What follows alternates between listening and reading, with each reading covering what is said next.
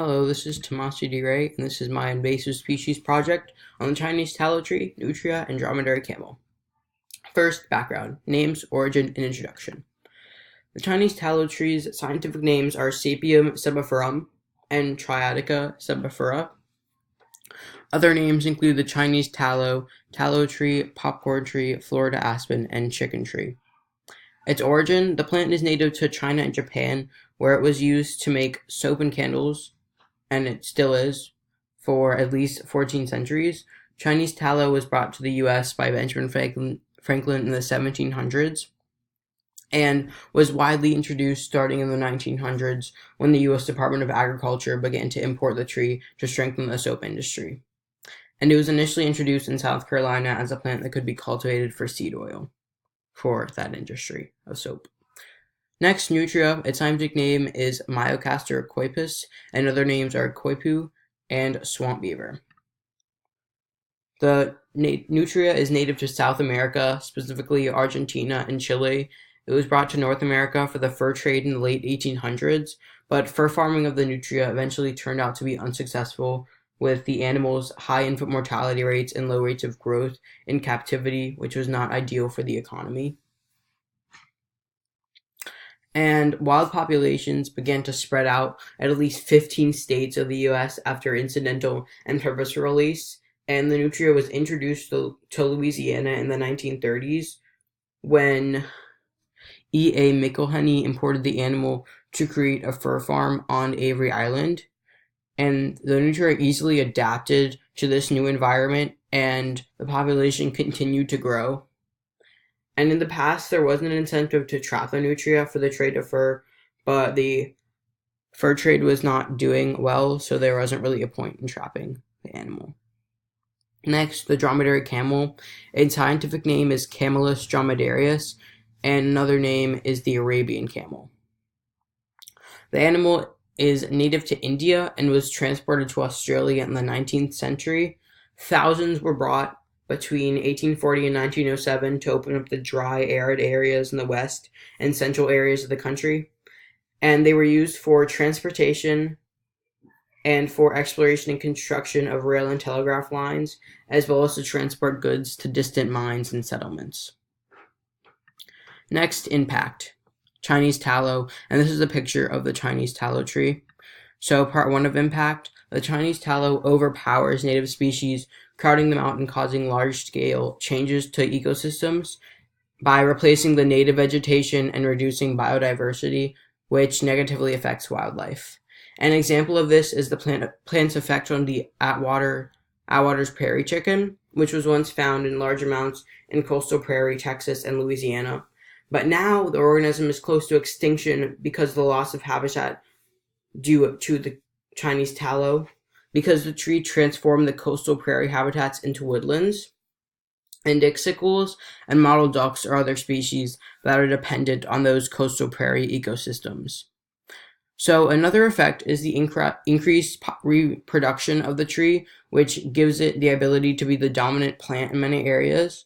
And a study on the wetlands of Florida claimed that even though it had only been in the area for 20 years, the tree had the greatest density of all woodland plants in that area. And also the plant's ability to take over various ecosystems, such as natural wet prairies and bottomland forests, make it extremely difficult to remove the species from certain areas. So next, Nutria, and here's a picture of the Nutria. So part 1, herbivory damage by Nutria, which is prominent in southeast Louisiana.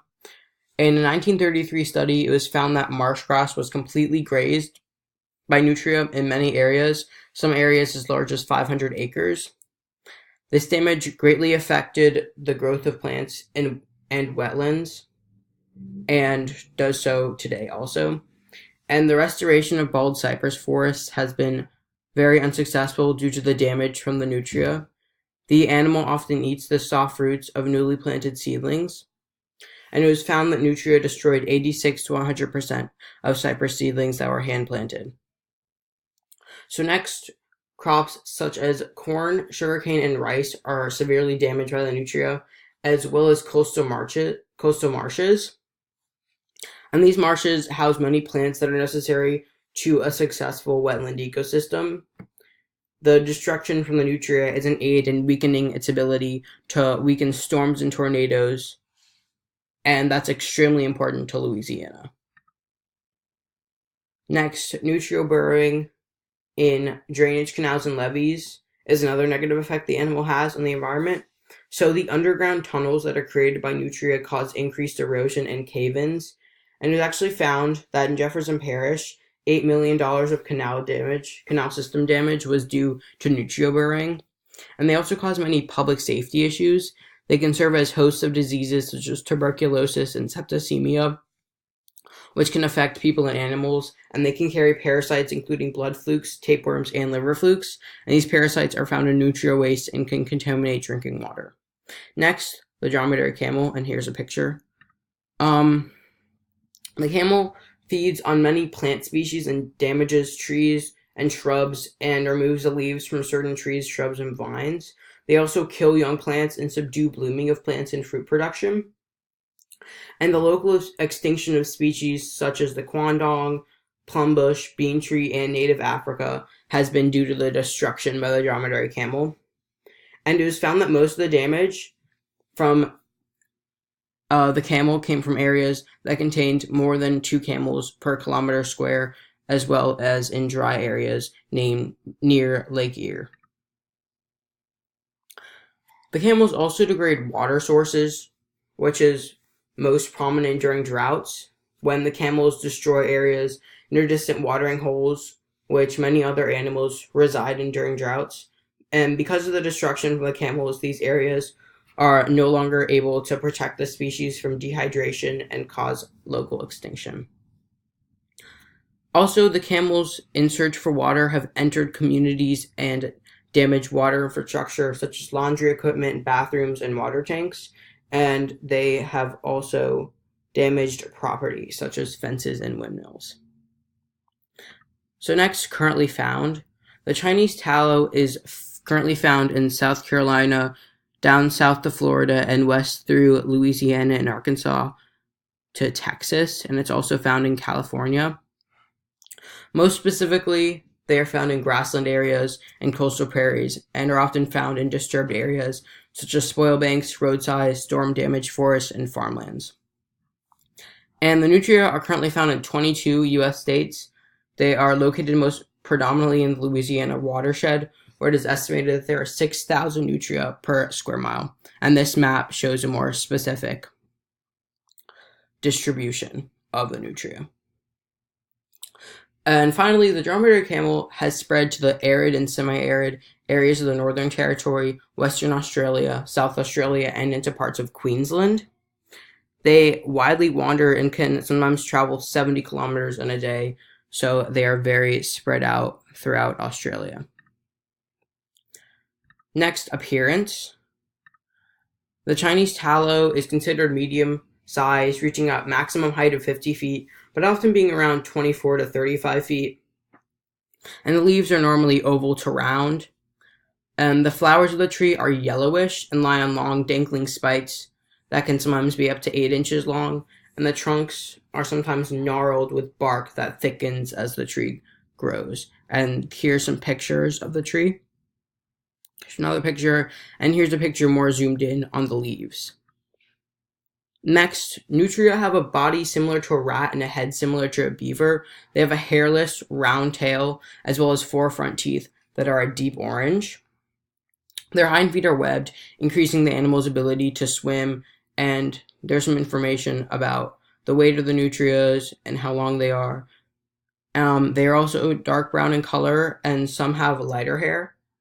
And female nutria have teats on their backsides their young can feed when the female is floating in water. So here are some pictures. You can see in this picture the orange teeth of the nutria.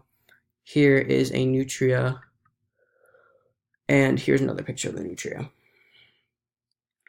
So adult male dromedary camels are 5.9 to 6.6 feet tall at the shoulder, while females stand 5.6 to 6.2 feet. Usually the males weigh between 880 and 1320 pounds, and females weigh between 660 and 1,190 pounds. They have a curved, long neck with only one hump, and the coat is often a light shade of brown. So here's some pictures of the camel. You can see the pronounced hump. And here's a picture of many different kinds of camels. So you can see like the comparison between them. And then here's another picture. So lastly, control. Chinese tallow has two methods of control.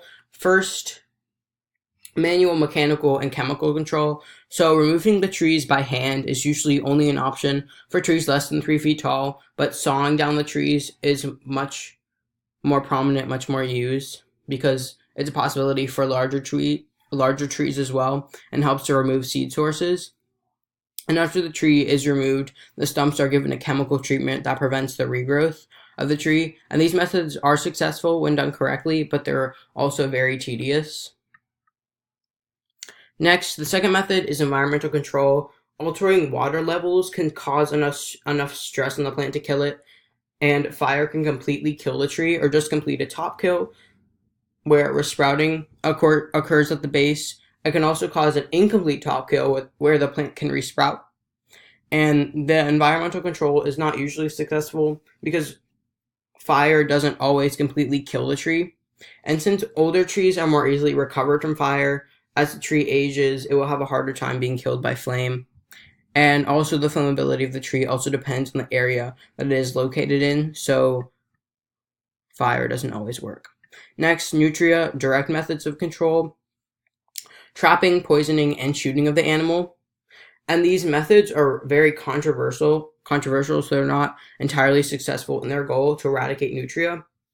Animal rights groups have protested the shooting of Nutria, and the nightly sharpshooting practice was suspended. So after this, poison began to be used as a control method, more specifically zinc phosphide, which kills in one dosage. And while this was another effective way of getting rid of the Nutria, it was also very controversial. Next, indirect methods include protecting the plants in areas the Nutria feed on and disturb through the use of exclosures, tree sleeves, seed protection, and rodent repellent. And these are all successful methods of protecting certain areas from the effects of Nutria, but they're not always successful in actually decreasing the populations of Nutria. So it just subdues them. So next, the Dromedary camel. Little research has been conducted on methods to control the camels, actually, since they're only invasives to Australia, but the Natural Resource Management Ministerial Council of Australia supported the National Feral Camel Action Plan in 2010. The main control methods, according to the plan, were slaughter and the use of fencing to keep out from certain areas. So they're killed in remote areas from helicopter shooting or shooting from the ground with the goal to reduce the population density of the camel. And according to the council, the highest standard of welfare was used, and the killing of the animal resulted in fewer deaths from a starvation and or a dehydration during droughts of other animals.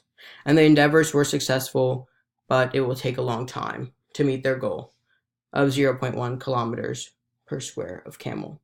So another method is decreasing the number of camels through trade, but it was not commercially successful. So it is a very unpopular method. So that's it. Thank you very much.